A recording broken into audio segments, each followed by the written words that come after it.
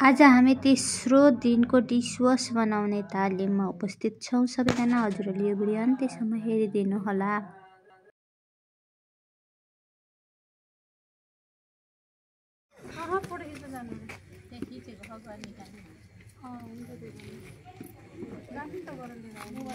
अलि थोरै बढी हाल्नु, अलि कम भइदिन्छ।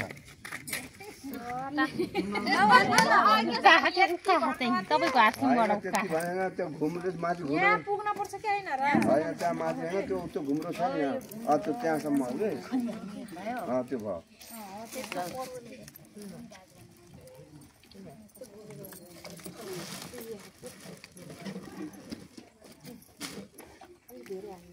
उ त्यो बोतलै भर्दिनु भयो। ओइ अरे ना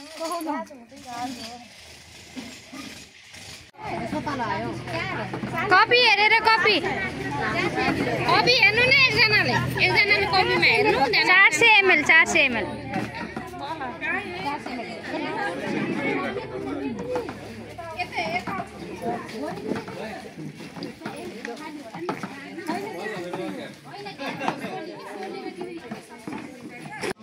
सरले चाहिँ के दिनुहुन्छ सल्लाह चाहिँ? मैले सल्लाह दिने भनेको उहाँहरूलाई सिके पछाडि हैन आफै गर्न पहिला सिक्नु पर्यो, बनाउन सक्छु हैन। सिके पछाडि मैले अब बिजनेस कसरी स्टार्ट गर्ने, आफ्नो जीवनोपार्जन त गर्न पर्यो।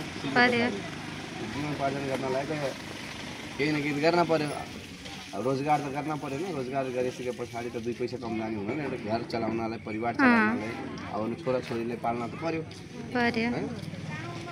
त्यही आफ्नो खुट्टामा बिना पर्यो कि कसरी हुन्छ? बुझ्नु भयो सरको कुरा? यो उहाँहरूले आज बनाएर भर्नुभएको बोतलहरू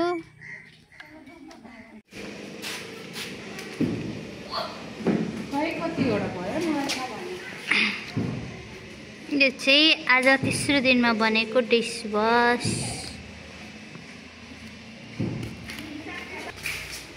यो हो हार्पिक।